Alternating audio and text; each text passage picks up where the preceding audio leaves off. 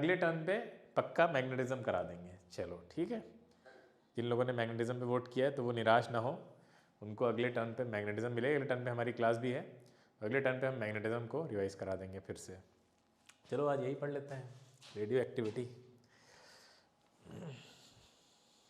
देखिए radio word जो है वो रेडिएशन से आया है, मतलब यहाँ पे रेडियो का मतलब है रेडिएशंस, ठीक है। एक्टिवली रेडिएट करने वाले सब्सटेंस, ठीक है, जो अपने अंदर से रेडिएशंस निकालते हैं एक्टिवली, ठीक है। एक्टिवली मतलब लगातार उनके अंदर से रेडिएशंस निकलती रहती हैं, तो उस फिनोमेना को रेडियो एक्टिविटी कहा जाता है। क्यों निकलती हैं, कैसे निकलती हैं, सब समझेंगे अभी, ठीक है। देखिए आप क्या क्या पढ़ेंगे इसमें, हम लोग क्या क्या चीज़ें जानेंगे।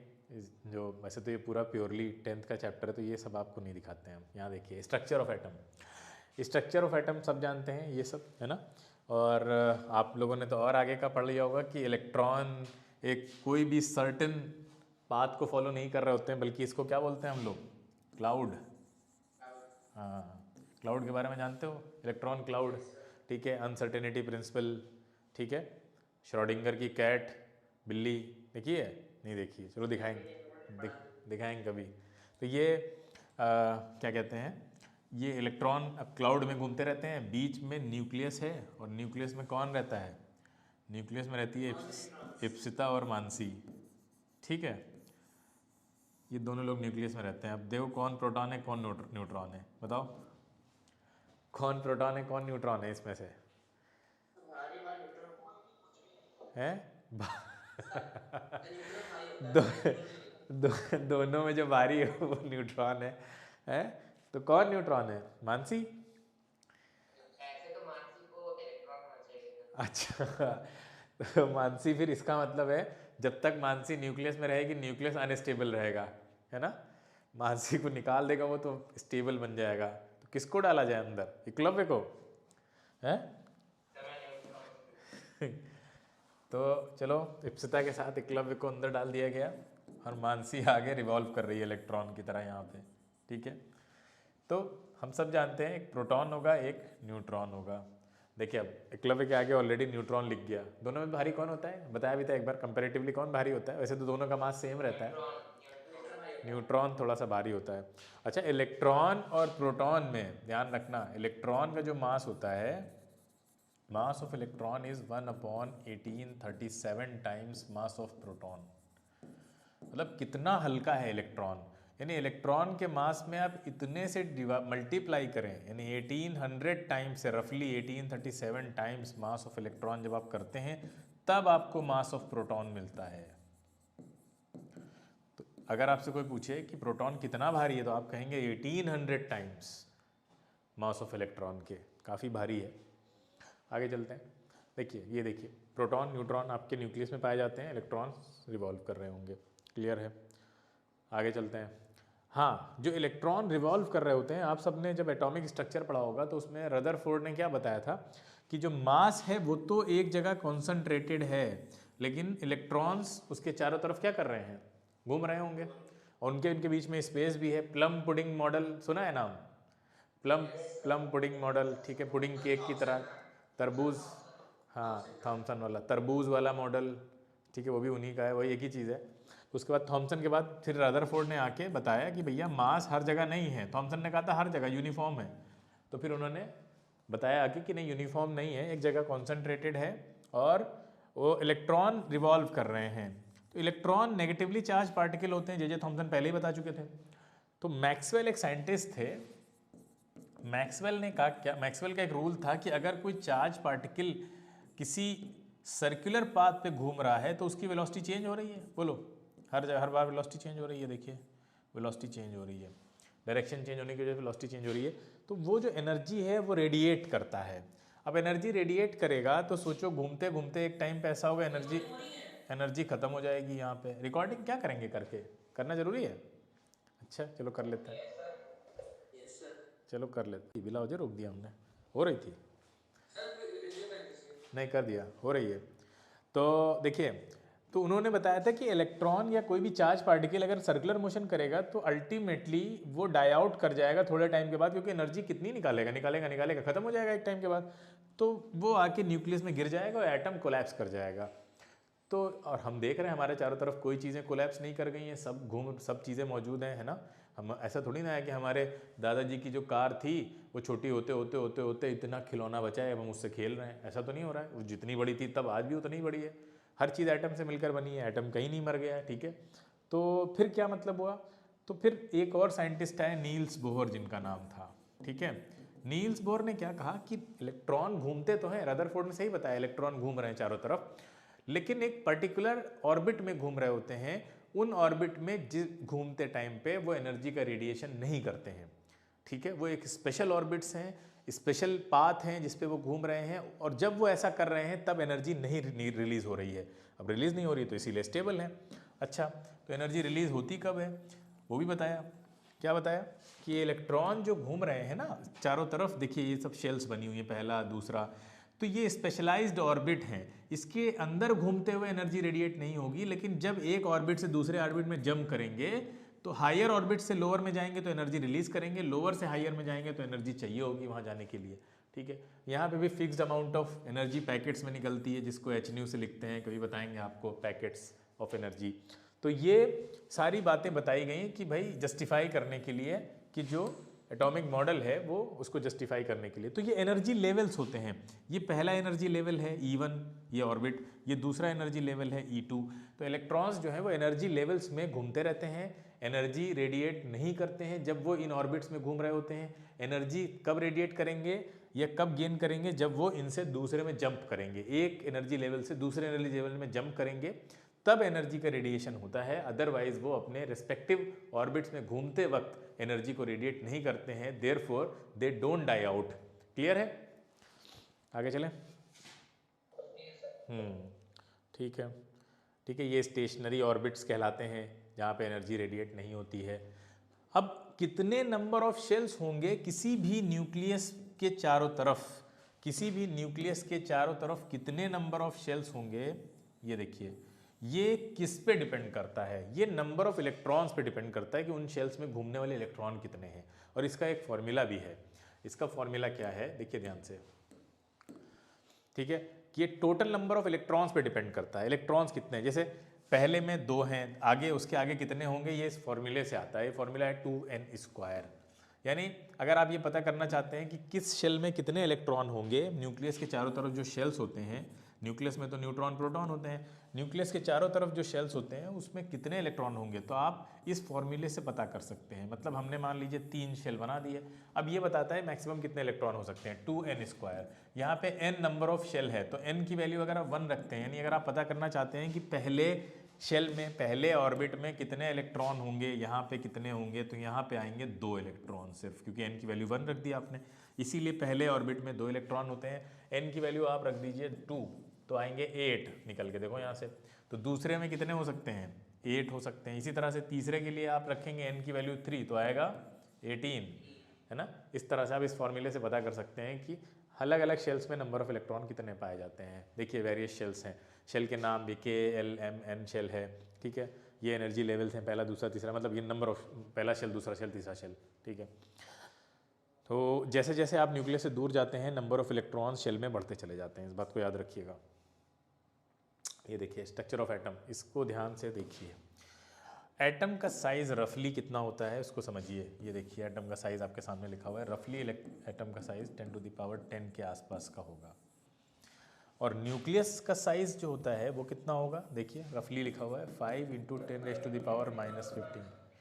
तो ये बेसिकली 10⁻14 से 15 की रेंज में होता है, इस साइज़ का होता है न्यूक्लियस। तो न्यूक्लियस का साइज़ ये देखिए 15 से 14 की रेंज में होता है। न्यूक्लियस में प्रोटॉन और न्यूट्रॉन रहते हैं। चार्ज होता है एक प्रोटॉन का वही जो न्यूट्रॉन का होता है, बस प्लस में होता है। मास प्रोटॉन का होता है 1.67 × 10⁻⁻27। यू मस्ट रिमेंबर दिस, ठीक है, आपको ये पता होना चाहिए, याद होना चाहिए। नेक्स्ट है न्यूट्रॉन पे कोई चार्ज नहीं होता है। मास न्यूट्रॉन का भी रफली सेम होता है, लेकिन बहुत माइन्यूट लेवल पे कंपेयर करेंगे तो न्यूट्रॉन भारी होगा प्रोटॉन से, ठीक है। देखिए total number of proton nuclear जो जितने प्रोटॉन होते हैं, देखिए ध्यान से, एक न्यूक्लियस में जितने प्रोटॉन होते हैं वो उसका एटॉमिक नंबर कहलाता है। क्या कहलाता है? Atomic number. आप जानते हैं उसको हम किससे लिखते हैं? Z से, या इसको बहुत अच्छे वर्ड में क्या बोला जाता है? Z भी बोला जाता है, सुना होगा ना, Z भी बोला जाता है। Z बोलिए, Z बोलिए। देखिए यहाँ ध्यान से, मास नंबर क्या होता है? मास नंबर का मतलब है कि उसके न्यूक्लियस में कितने प्रोटॉन और कितने न्यूट्रॉन हैं उनका सम। न्यूक्लियस में होते हैं, ये दोनों रहते हैं न्यूक्लियस में, प्रोटॉन और न्यूट्रॉन ये दोनों रहते हैं न्यूक्लियस में, इसलिए इनका एक नाम है न्यूक्लियॉन्स। न्यूक्लियस में रहने वाले, क्लियर है? न्यूक्लियस में रहने वाले, जैसे इंडिया में रहने वाले क्या कहलाएंगे? इंडियंस, है ना, इस तरह से। हाँ, तो उनका नाम है न्यूक्लियॉन्स। ब्रिटिश में रहने वाले ब्रिटिशर्स बोलते थे, ब्रिटिशर्स, तो इस तरह से रशियंस, रशिया में रहने वाले रशियंस, तो ऐसे न्यूक्लियस में रहने वाले न्यूक्लियॉन्स। ठीक है, टोटल नंबर ऑफ न्यूक्लियॉन्स कितने हैं ये एक और नंबर से डिसाइड होता है, उसको बोलते हैं मास नंबर। मतलब हम अगर नहीं बोलना चाहते हैं कि न्यूक्लियॉन्स कितने हैं तो उसको हम ऐसे भी बोल सकते हैं कि मास नंबर बताओ कितना है, क्योंकि पूरे एटम का जो मास है वो न्यूट्रॉन और प्रोटॉन के मास का सम करके ही निकाला जाता है, क्योंकि वही सबसे भारी पार्टिकल है उसके अंदर। इलेक्ट्रॉन का मास तो नेग्लिजिबल है, उसको कंसीडर ही नहीं करते हैं हम। तो प्रोटॉन और न्यूट्रॉन के मास को जब ऐड किया जाता है तो वो मास नंबर कहलाता है किसी भी एटम का। यानी न्यूक्लियॉन्स के मास को हम जब कंसीडर करते हैं तब उसका मास नंबर निकल के आता है, या मास निकल के आता है। एटॉमिक मॉडल क्या है? सब जानते हैं, हर एटम इलेक्ट्रिकली न्यूट्रल होता है, मतलब जितने उसके न्यूक्लियस में प्रोटॉन होते हैं उतने ही इलेक्ट्रॉन उसके चारों तरफ घूमते रहते हैं। ये सब आप इलेक्ट्रिसिटी में भी पढ़ चुके हैं।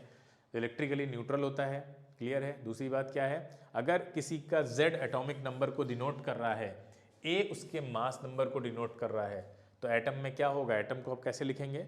नंबर ऑफ इलेक्ट्रॉन्स भी उतने ही हैं जितने नंबर ऑफ प्रोटॉन होंगे, तो बराबर है क्योंकि इलेक्ट्रिकली न्यूट्रल है। तो नंबर ऑफ प्रोटॉन अगर Z है तो नंबर ऑफ इलेक्ट्रॉन भी ऑटोमेटिकली Z हो गए। अच्छा, न्यूट्रॉन निकालने हैं तो क्या करेंगे? आपको पता है, एटम ऐसे लिखेंगे आप। एटम में ऊपर होते हैं न्यूट्रॉन प्लस प्रोटॉन, जिनको हम बोलते हैं, क्या लिखिए? A से लिखिए। तो एटम को हम लिख लेते हैं X से या Y से, जो भी लिख लीजिए, ठीक है, Y से लिख लेते हैं।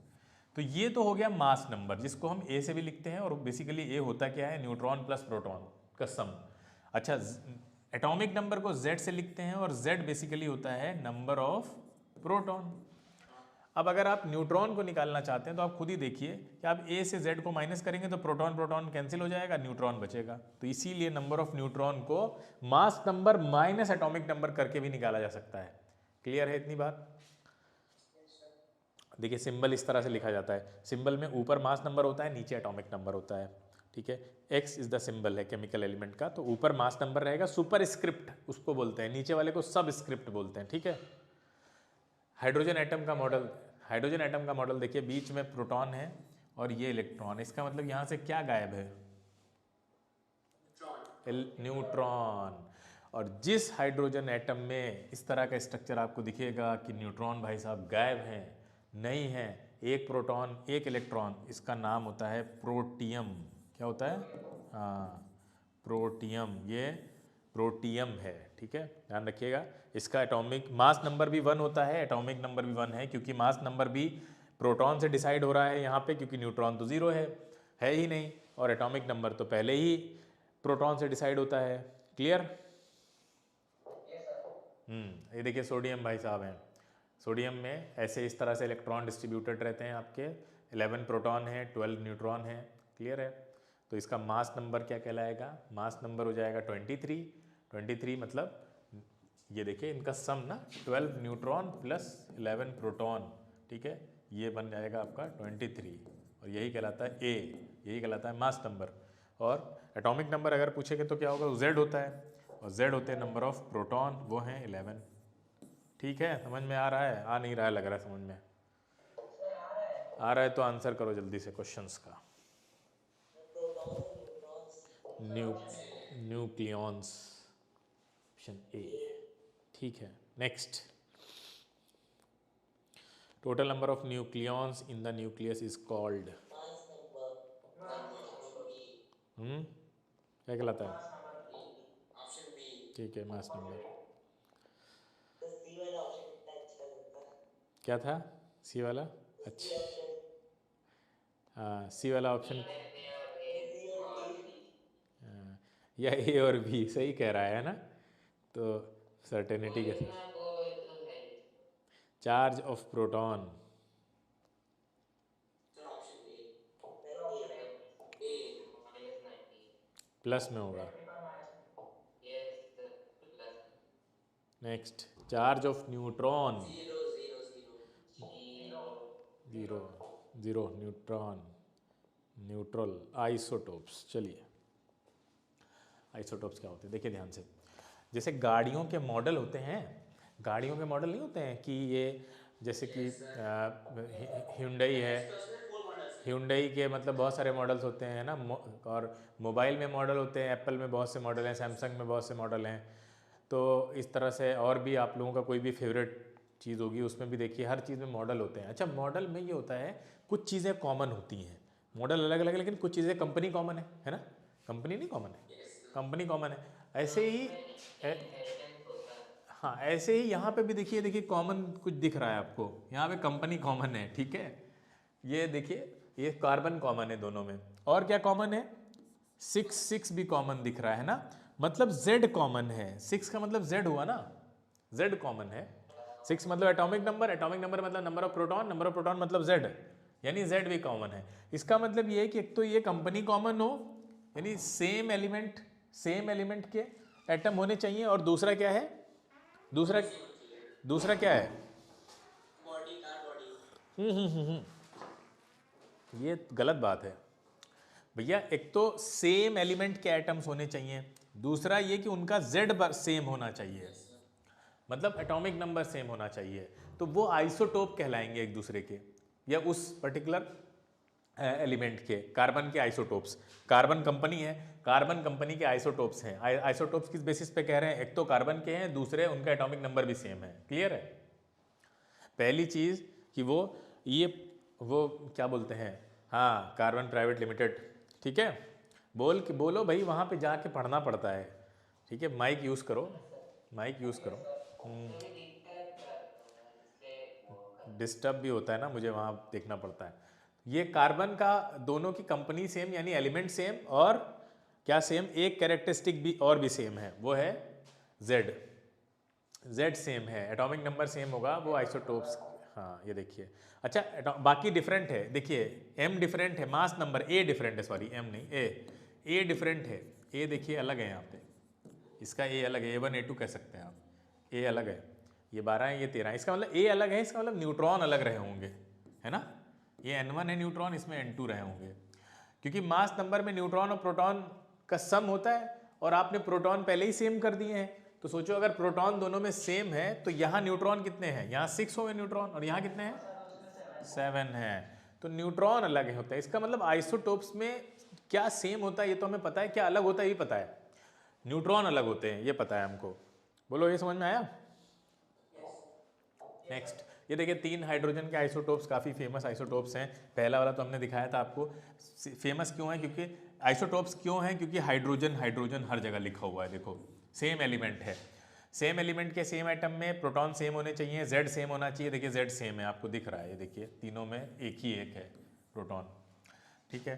तो इसलिए ये पहले वाले का नाम अभी दिखाया भी था, प्रोटियम होता है, ठीक है। उसके बाद दूसरा ड्यूटीरियम, तीसरा ट्राइटियम।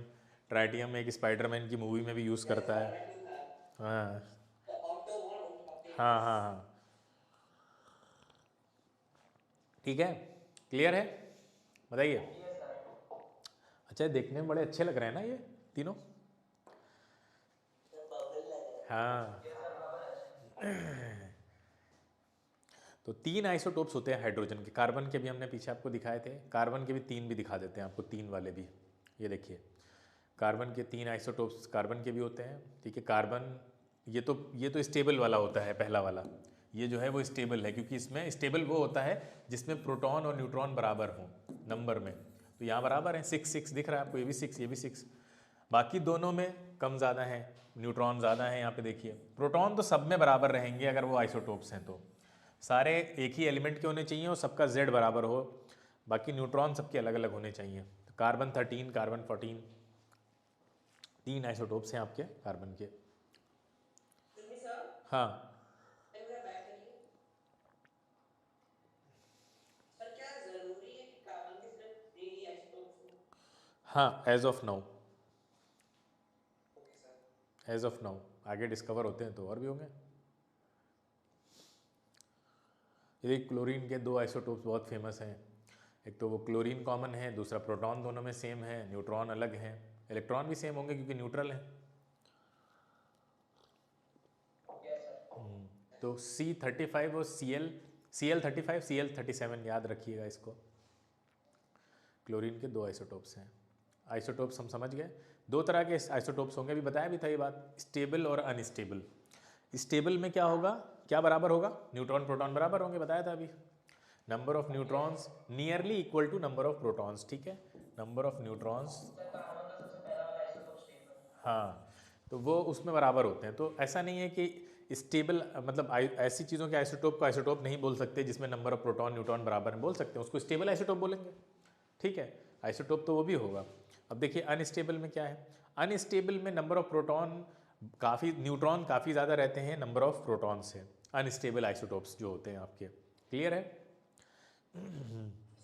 हाँ, तो जैसे कि एक एग्जांपल आपको दे रखा है, यूरेनियम 235 और यूरेनियम 238, ठीक है। ये रेडियो एक्टिव आइसोटोप्स होते हैं।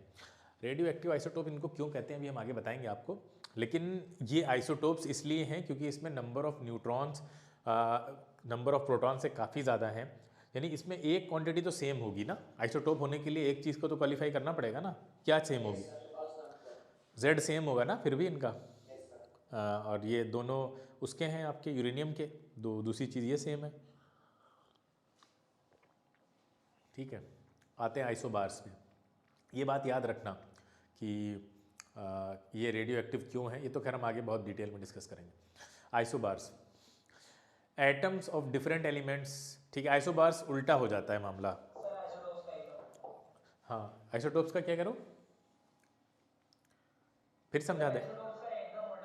हाँ हाँ हाँ हाँ, ऑब्वियसली एटॉमिक नंबर इसमें डिफरेंट होता है, वहाँ पे Z सेम था, यहाँ Z डिफरेंट है। Z डिफरेंट है तो A सेम होगा, इसका मतलब है, ठीक है। ये देखिए एग्जांपल सोडियम और मैग्नीशियम का। और एक और चीज़ डिफरेंट है, देखो क्या डिफरेंट है, ये देखिए कंपनी अलग हो गई। हाँ, और इसीलिए ऊपर मेंशन भी है, देखो ध्यान से, ये देखो एटम्स ऑफ डिफरेंट एलिमेंट्स। तो वहाँ पे सेम एलिमेंट के एटम लेते थे आइसोटोप्स में, यहाँ डिफरेंट लेंगे। बहुत छोटी चीज़ें हैं, लेकिन याद नहीं रहती लोगों को, तो इसको ध्यान रखना बहुत ज़रूरी है। सोडियम मैग्नीशियम अलग अलग कंपनी है, लेकिन उस कंपनी में जो नंबर है वो कोइंसिडेंटली सेम है। किस चीज़ का नंबर सेम है कोइंसिडेंटली, N+P का, N+P का नंबर कोइंसिडेंटली है ना। हाँ, ए का बोल सकते हैं, ए का नंबर सेम है दोनों में। हो सकता है, पॉसिबिलिटी हो सकती है, क्यों नहीं हो सकती है, ठीक है। क्लियर है? अच्छा, ये एटॉमिक नंबर अलग अलग है, इसी वजह से प्रॉपर्टी अलग अलग हुई इनकी, है ना। इनकी प्रॉपर्टी इसी वजह से अलग, क्योंकि एटॉमिक नंबर डिसाइड करता है प्रॉपर्टी। एटॉमिक नंबर डिसाइड करता है, कह सकते हैं इलेक्ट्रॉन डिसाइड करते हैं, और इलेक्ट्रॉन का नंबर प्रोटॉन डिसाइड करता है। इलेक्ट्रॉन का नंबर आपका प्रोटॉन डिसाइड करेगा। अगर एटम न्यूट्रल है तो प्रोटॉन चेंज हुआ तो समझ लो इलेक्ट्रॉन भी चेंज हुए होंगे, नंबर ऑफ इलेक्ट्रॉन्स।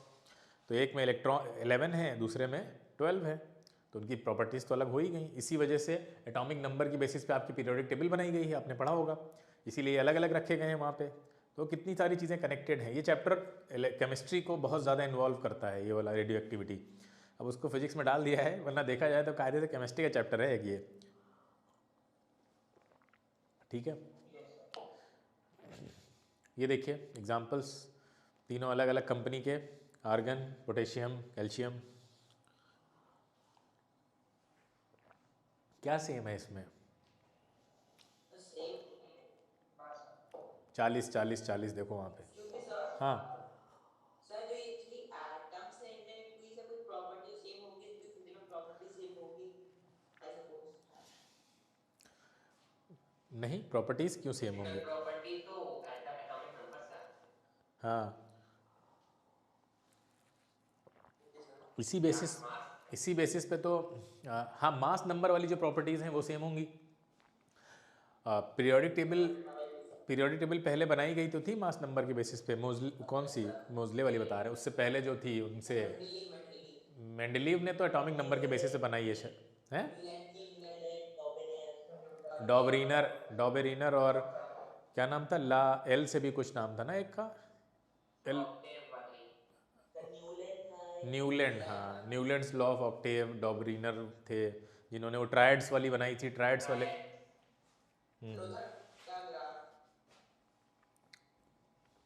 ठीक है आगे चलते हैं। आइसोटोन्स, इसमें न्यूट्रॉन बराबर होते हैं, बाकी सब डिफरेंट होगा। ठीक है, ये क्या फ्लिकरिंग हो रही है ना? इसमें न्यूट्रॉन्स बराबर होते हैं। एक मिनट रुको, मैं यहाँ से चेक सही करता हूँ, ऐसा क्यों हो रहा है? अब सही है? तो इसमें नंबर ऑफ न्यूट्रॉन्स बराबर होते हैं, ठीक है, आइसोटोन्स कहलाते हैं। ठीक है, ध्यान रखना है इसको, आइसोटोन्स। ये देखिए C614 कार्बन का एक आइसोटोन्स है और नाइट्रोजन का है।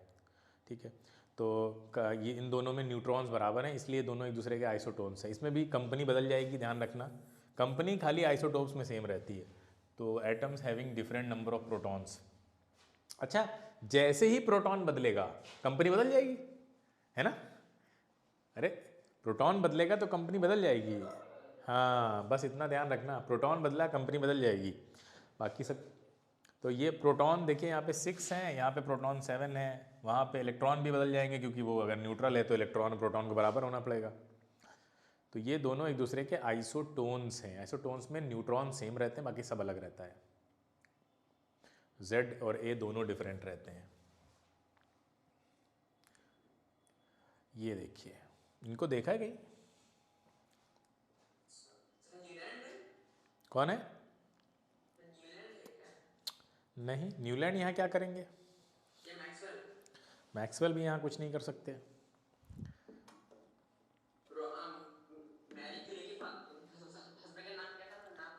अच्छा, मैरी क्यूरी के हस्बैंड का नाम क्या था? हाँ भाई पता कर लो। नहीं वो नहीं है, वो भी नहीं है। मतलब सारे गेसेस कर लो तुम लोग, कौन है ये? इनका फ़ोटो खींच के क्रॉप करके गूगल पे जो इमेज सर्च होता है उससे करो।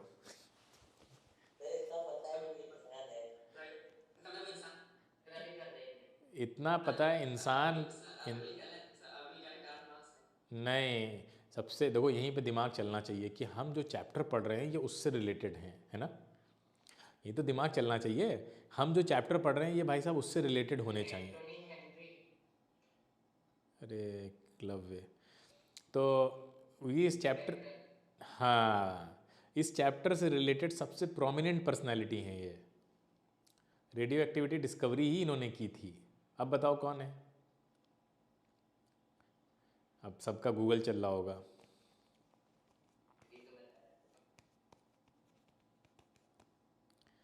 कौन है ये? रेडियो एक्टिविटी की डिस्कवरी इन्होंने की थी भाई।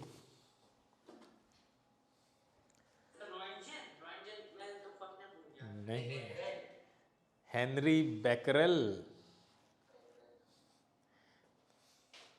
Henry Becquerel. देखो हम, होता क्या है, ये क्या देख रहे थे कि बहुत सारे न्यूक्लियस को ये ऑब्जर्व कर रहे थे, यानी एटम्स को ऑब्जर्व कर रहे थे। तो उसमें इन्होंने देखा कि फोटोग्राफिक प्लेट को इन्होंने रैप करके रख दिया था, उसका यूज़ नहीं था उस टाइम पे, तो उन्होंने उसको ब्लैक पेपर में कि ताकि वो ख़राब ना हो पाए, तो उसको रैप करके ऐसे रख दिया। तो डेलिकेट है, वो ख़राब हो सकती है, कोई भी रेडिएशंस उस पर पड़ गई तो। अच्छा, जिस कप पेपर में उसको रैप करके रखा था, ब्लैक पेपर में रखा था, और उसके ऊपर से उन्होंने एक यूरेनियम सॉल्ट का एक पेपर था उसको उसके ऊपर रख दिया। तो इन्होंने देखा थोड़ी देर में वो पूरी बैंड बज गई उसकी फोटोग्राफिक प्लेट की। इन्होंने कहा अरे ये मतलब कैसे पॉसिबल है, यहाँ तो कोई रेडिएशन आ ही नहीं रही है। तब वहाँ से पता चला अच्छा जो यूरेनियम सॉल्ट था वो रेडिएशन एमिट कर रहा था, खतरनाक रेडिएशन एमिट कर रहा था। तो फिर इन्होंने कई सारे इस तरह के एटम्स को एनालाइज किया और देखा कि वो रेडिएशन एमिट करते हैं, लगातार स्पॉन्टेनियस रेडिएशंस निकालते रहते हैं अपने अंदर से। पहले क्या मतलब, बचपन से कहीं पढ़ा थोड़ी ना होगा इन्होंने, ये तो ऑब्जर्वेशन बेस्ड था। ऑब्जर्व किया। पता था कि वो चीज़ यूरेनियम थी बट वो रेडिएशन हाँ बिल्कुल, ठीक है, कि वो रेडिएशन एमिट कर रहा है। तो रेडिएशन, फिर इन्होंने उस पर स्टडी की कि भाई क्या और भी इस तरह के पार्टिकल्स होते हैं जो ऐसा करते हैं। तो फिर वहाँ से ही रेडियो एक्टिविटी की डिस्कवरी स्टार्ट हुई, कि ऐसे एलिमेंट्स की डिस्कवरी जो एक्टिवली रेडिएट करते हैं एनर्जी। इसलिए इस फिनोमेना को रेडियो एक्टिविटी कहा गया। 1896 की बात है। उस टाइम पे इंडिया में क्या हो रहा था, कोई बताएगा? म्यूटिनी हुए, कई सारे म्यूटिनी हुए। एग्जैक्टली सेम बताओ। इसको कहते हैं हिस्ट्री। अगर आप ऐसे पढ़ते हैं ना रिलेट करके कि इस टाइम वहाँ क्या हो रहा होगा, दुनिया में क्या हो रहा था, फिजिक्स में क्या हो रहा था, केमिस्ट्री में क्या हो रहा था, बायो में उस टाइम क्या हो रहा था ना, ऐसे पढ़ोगे ना पढ़ाई तो मज़ा आ जाएगा। बहुत बेरहम गवर्नर जनरल था वो। सरजॉन सरजॉन सरजॉन नहीं, कर्जन, हाँ कर्जन था। लॉर्ड कर्जन, हाँ। CURZ। हाँ हाँ। तो ऐसे याद रखो, कुछ फेमस चीज़ें याद रहनी चाहिए ऐसे, तो रिलेट करने में आसानी रहती है। उसी टाइम पे Henry Becquerel radio activity discover कर रहे थे। जब हम लोग इन लोगों से लड़ रहे थे, जब हमारा माइंड ही फ्री नहीं था, तो हम क्या डिस्कवरी करते हैं ना। हम तो इन्हीं से लड़ने में बिजी थे, सारी एनर्जी हमारी उधर ही लग रही थी, और बाकी दुनिया उस टाइम पे कितने काम कर रही थी। अगर हम भी कहीं फ्री होते तो हमारे यहाँ भी बहुत सारी डिस्कवरी उस टाइम पे हो जाती, है ना। सर हम लोग के काम पे इन लोगों ने फुल स्टॉप लगा दी। तो ये देखिए इस तरह से था, एक फोटोग्राफिक प्लेट थी, उसको उन्होंने इस तरह से ब्लैक पेपर में, ब्लड दिख रहा है। हाँ ब्लर है भी, वो इमेज ब्लर ही है, तो उसको ऐसे रैप करके रख दिया। नीचे फोटोग्राफिक प्लेट है जो आपको दिख रहा है, ये फोटोग्राफिक प्लेट है, ये पेपर है जिसमें रैप करके रखा था, मतलब उसको बचाने के लिए। और ये वो भाई साहब यूरेनियम है जिन्होंने रेडिएशन निकाल के, और इसको ये देखिए आपको स्पॉट दिख रहा है ब्लैक ब्लैक, ये तो दिख रहा होगा। Yes sir. हाँ, तो ये स्पॉट इसी वजह से आ गया। Photographic plate was affected when uranium salt wrapped in black pepper. ये जो यूरेनियम सॉल्ट था ये ब्लैक पेपर में रैप करके रखा गया था, उसके ऊपर रख दिया था उन्होंने उठा के इसको। तो मतलब ऐसे ही रख दिया होगा, या ऐसे, या हो सकता है चेक करने के लिए रखा हो, जो भी रीज़न रहे हो। From these observations, he concluded that uranium and its salts by themselves emit some kind of radiations which can pass through cover of photographic plate and affect it. मतलब इतनी खतरनाक रेडिएशंस, इतनी तगड़ी रेडिएशंस थी कि वो फोटोग्राफिक प्लेट के cover को भी पेनिट्रेट करके निकल गई और उसको नुकसान पहुंचा दिया उसने। आप समझे, इतनी खतरनाक रेडिएशंस थी। इन रेडिएशंस का शुरू में नाम वही पड़ गया जो हमेशा से पड़ता रहा है साइंटिस्ट के नेम पे। देखो क्या पड़ गया, बैकरल रेज। ठीक है, हेनरी बैकरल ने डिस्कवर किया तो उनके नाम पे पड़ गया बैकरल रेज। आगे जाके अविरल कोई रे डिस्कवर करेगा तो नाम पड़ जाएगा अविरल रेज, है ना। बढ़िया लग रहा है सुनने में। अविरल रेज, रिजुल रेज, है ना। तो ये दोनों ही नाम बहुत अच्छे लग रहे हैं, अट्रैक्टिव लग रहे हैं। ठीक है, हम आप आगे जाकर हो सकता है दोनों लोग कोई ना कोई ज़बरदस्त खतरनाक डिस्कवरी कर दें, है ना। रिजुल तूने तो कुछ सोच रखा है कि कौन सी डिस्कवरी करेगा ये, क्यों रिजुल, क्या करना है आगे? हाँ,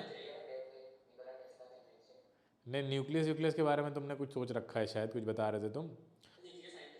हाँ, तो क्या मतलब पूरी दुनिया को तबाह कर दोगे तुम, ऐसा कुछ बनाओगे, है ना। नहीं सर, ये मतलब fusion energy. Sir fusion energy को बाद में बनाना, फ्यूजन एनर्जी को वाइड। और अविरल? सर मैंने तो बस PhD सोचा है फिजिक्स में। नहीं, सोचना चाहिए। अविरल रेज कैसा है, अच्छा लग रहा है नाम, नहीं लग रहा है? यस, ठीक है, खतरनाक किलर, हाँ killer, killer name, killer name. तुम आज से अपना नाम चेंज कर लो, अविरल रेज नाम रख लो, हो सकता है फ्यूचर में जाके ये नाम बन जाए। ठीक है, तुम कोई डिस्कवरी कर दो बड़ी सी। आगे चलते हैं। दीज रेडिएशंस जो थी वो, अब वो देखो, जो ये जो रेडिएशंस थी वो तीन तरह की थी। तीन तरह की थी, कौन कौन सी थी? एक तो पॉजिटिवली चार्ज थी, एक नेगेटिवली चार्ज थी, एक अनचार्ज थी। पता कैसे चला भाई? रेडिएशन निकल रही है तो उस पर फिर और एक्सपेरिमेंट किए गए पता करने के लिए क्या ये रेडिएशंस चार्ज्ड हैं, क्या ये अनचार्ज्ड हैं, या अगर चार्ज्ड हैं तो कौन सा चार्ज है इनके ऊपर, ये सब पता किया गया। चलो देखते हैं। ये देखिए, जो पॉजिटिवली चार्ज थे उनका नाम रख दिया अल्फ़ा, जो नेगेटिवली थी उनका नाम रख दिया बीटा, और जिन पे कोई चार्ज नहीं था उनका नाम रख दिया गामा। ठीक है, इस तरह से क्लासिफिकेशन कर दिया गया। पता कैसे किया गया अभी देखेंगे हम। तो ये देखिए, अब होता क्या है, ये स्पॉन्टेनियस डिके हो क्यों रहा है? देखिए, कोई भी न्यूक्लियस के अंदर जो प्रोटॉन और न्यूट्रॉन होते हैं उनके बीच में अट्रैक्शन फोर्स काम करता है, ठीक है। प्रोटॉन और न्यूट्रॉन के बीच में अट्रैक्शन फोर्स काम करता है और वो दोनों एक दूसरे को बांध के रखते हैं। कौन से फोर्स है, उसको हम बोलते हैं स्ट्रॉन्ग न्यूक्लियर फोर्स। क्या बोलते हैं? Strong nuclear force. अच्छा, स्ट्रॉन्ग न्यूक्लियर फोर्स की एक कमज़ोरी ये है कि ये भाई साहब डिस्टेंस से बहुत डरते हैं। किससे डरते हैं? उनके बीच की डिस्टेंस से बहुत डरते हैं, क्योंकि वो स्क्वायर से डराती है इनको कि देखो अगर हमको 2 से बढ़ाओगे ना तो हम 2 तमाचे नहीं मारेंगे तुम्हारे, कितने मारेंगे? 4 मारेंगे, ठीक है। हाँ, और 4 मारेंगे वो भी उल्टा करके मारेंगे, क्योंकि उल्टा इफेक्ट होता है ना ये इसका। तो ये अगर डिस्टेंस 2 से बढ़ गई तो फोर्स 2 से कम नहीं होगा, 4 से कम होगा, तो इसलिए बहुत डराती है ये इनको। तो डिस्टेंस अगर बढ़ी तो क्यों? क्योंकि एक और फोर्स है वो तैयार बैठा है इनके ऊपर चढ़ने के लिए, उसको कहते हैं कूलॉम्बिक रिपल्शन फोर्स। कूलॉम्बिक रिपल्शन फोर्स बहुत इंपॉर्टेंट टर्म है, समझो ध्यान से। ये तो 10th में है ही नहीं, मतलब ये जो हम पढ़ा रहे हैं ये 10th में भी नहीं है, इवन 12th में भी नहीं बताया जाता है। ये आगे जब आप फिजिक्स में कुछ आगे हायर स्टडीज़ करते हैं, जैसे मैंने की थी, तो वहाँ पे मैंने अपने 2nd ईयर 3rd ईयर में इस चीज़ें पढ़ी थी कि ये सब कुछ होता है। 12th में भी इतना डीप में नहीं जाते हैं। देखिए यहाँ पे कूलॉम्बिक रिपल्शन क्या होता है? न्यूक्लियस में प्रोटॉन भी तो है, और प्रोटॉन सेम चार्ज हैं तो रिपल्शन होना है। क्लियर है? अब रिपल्शन होगा तो ये रिपल्शन को कौन ड्राइव करता है, कौन कंट्रोल करता है? कूलॉम्बिक रिपल्शन कंट्रोल करता है।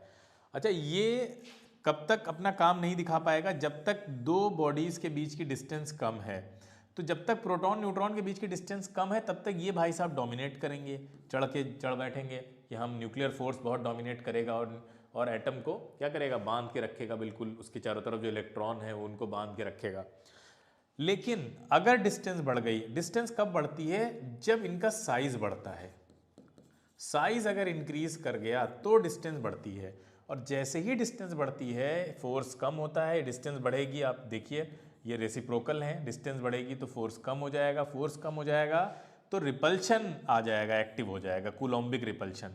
और ये कूलॉम्बिक रिपल्शन न्यूक्लियर फोर्स जो है उसको डोमिनेट कर जाता है और न्यूक्लियस अनस्टेबल हो जाता है। इतनी कहानी समझ में आई? लिमिट क्या है? क्या लिमिट? मतलब सर कहाँ तक हमारा स्ट्रॉन्ग न्यूक्लियर फोर्स डोमिनेट कर देता है कूलॉम्बिक रिपल्शन? अगर एटॉमिक नंबर 82 से ज़्यादा हुआ, 82 तक तो कंट्रोल रहता है। अगर एटॉमिक नंबर 82 से बढ़ा, साइज इससे ज़्यादा बड़ा होना शुरू हुआ, तो उसके बाद जितने न्यूक्लियाई आपको मिलेंगे सब कैसे होंगे? अनस्टेबल होंगे। उससे नीचे नीचे स्टेबिलिटी ज़्यादा रहती है कंपैरेटिवली। मतलब एटॉमिक नंबर को 82 मैक्सिमम लिमिट है। हाँ, मैक्सिमम लिमिट है, ठीक है। तो ये है, तो कूलॉम्बिक रिपल्शन एक्टिव हो जाता है और वो ओवरकम कर लेता है या डोमिनेट कर जाता है स्ट्रॉन्ग न्यूक्लियर फोर्स को, और एटम हो जाता है हिलने लगता है। भूकंप आ गया एटम में कि अब हम अनस्टेबल हो गए हैं। अब कोई भी चीज़ अनस्टेबल हो गई तो स्टेबिलिटी की तरफ जाना चाहती है, वो चाहती है कि हम स्टेबल हो जाएं। स्टेबल होने का एक ही तरीका है भैया, जिसने तुमको अनस्टेबल किया है उसी को त्याग दो, है ना? किसने किया है? एक्स्ट्रा साइज ने किया है ना, साइज बड़ा कर दिया तुमने। तो जो एक्स्ट्रा प्रोटॉन न्यूट्रॉन तुम्हारे अंदर घुसे हैं उन, हाँ, एक्सरसाइज करो, शाबाश, अपना वेट लॉस करो, फैट लॉस करो, है ना? तो अब ये भी फैट लॉस करता है, ठीक है, वेट लॉस करता है। यही वेट लॉस है इनका, डीके, ठीक है, ये वेट लॉस होता है इनका। और इस वेट लॉस में फैट, एक्स्ट्रा फैट, कार्ब सब कम हो जाता है बॉडी का। हाँ, बिल्कुल, ये ध्यान रखिए, radio activity is a weight loss exercise. और बहुत आसान है, नया टर्म हो गया, हम लोगों ने आज एक नया टर्म कॉइन कर लिया कि ये वेट लॉस एक्सरसाइज है। और वेट लॉस एक्सरसाइजेस बहुत तरीके से की जा सकती है। कार्डियो होता है, वेट ट्रेनिंग होता है ना, एरोबिक्स होता है। ये 3 तरह से होता है, तो 3 यहाँ भी हैं। ये देखिए अल्फा, ये वेट वाली है, ये वेट ट्रेनिंग है अल्फा, क्योंकि इसमें ज़्यादा आपको लॉस करना है। अल्फा काफ़ी भारी होता है ना, अल्फा जब निकलता है तो 2 प्रोटॉन निकलते हैं, साथ में 2 न्यूट्रॉन भी निकलते हैं। तो सोचो कितना सब निकल गया आपका, मास नंबर से 4 से कम हो गया सीधे से। तो सबसे ज़्यादा आपको लॉस यहाँ पे ही होता है, इसका मतलब ये वेट ट्रेनिंग कर रहे हैं आप यहाँ पे। उसके बाद गामा है, गामा में तो कुछ भी नहीं होता है, कोई लॉस नहीं होता है, खाली एनर्जी निकलती है। तो इसको आप एरोबिक्स में डाल सकते हैं। क्लियर है? एरोबिक्स होते हैं, थोड़ा बहुत आपने उछल कूद मचाई और उससे ये हो गया। फिर तीसरा होता है आपका बीटा एमिशन। बीटा एमिशन में क्या होता है, इसको आप कार्डियो में रखिए, ठीक है। कार्डियो में साइकिलिंग हो गई, ठीक है, और बहुत सारी चीज़ें हो गई। कार्डियो में जो कार्डियो एक्सरसाइजेज होती हैं जिसमें वेट लिफ्टिंग ज़रूरी नहीं है, तो ये 3 एक्सरसाइजेज ये करता है ताकि ये क्या हो सके, फिट हो सके, फिट है ना, ताकि ये फिट हो सके, स्टेबल हो सके, ताकि इसको बीमारियां ना आए, ये स्टेबिलिटी रहे। हम भी तो इसीलिए करते हैं, तो यही है, समझ लीजिए यहाँ पे। तो ये 3 तरह के एमिशंस करता है, ठीक है। सबसे तगड़ा एमिशन है अल्फा वाला, सेकंड पे आता है बीटा वाला, थर्ड पे आता है गामा वाला। हालांकि सबसे कम मास निकलता ही नहीं है गामा में। गामा जो होते हैं वो फोटोन होते हैं, हाई एनर्जी फोटोन होते हैं, और फोटोन आपको पता है मासलेस होता है, ठीक है, तो मास तो निकलेगा नहीं। हाई एनर्जी होते हैं, बहुत हाई एनर्जी। गामा वर्ड ही यूज हो रहा है, गामा मतलब क्या है, बहुत तगड़ा, बहुत जो है वो पावरफुल एनर्जी, हाँ, हल्क, हाँ, बहुत पावरफुल गामा वाले। और मास के हिसाब से देखा जाए तो सबसे ज़्यादा पावरफुल अल्फा है। मास सबसे ज़्यादा इसी का होता है जो बाहर निकलता है, लेकिन एनर्जी कम होती है। वही है, मास बढ़ेगा तो एनर्जी कम हो जाएगी, एनर्जी कम बढ़ेगी तो मास कम होगा उस चीज़ का। तो गामा का मास सबसे कम है, बल्कि नेग्लिजिबल है, जीरो है कह सकते हैं आप, मासलेस है ये, तो इसलिए इसकी एनर्जी सबसे ज़्यादा है।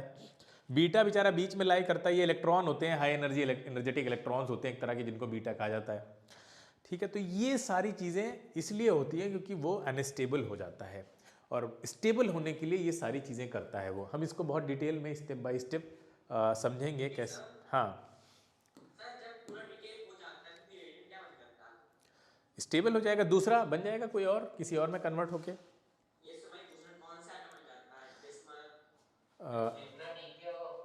हाँ, डिपेंड करता है डीके कैसा है, अलग अलग। अभी हम एग्जांपल देखेंगे ना, अभी एग्जांपल हमने इंक्लूड किए एग्जांपल्स कि कोई एलिमेंट था, जैसे बोरॉन है, बोरॉन डीके करके कार्बन बन जाता है, समझे, बोरॉन इसी तरह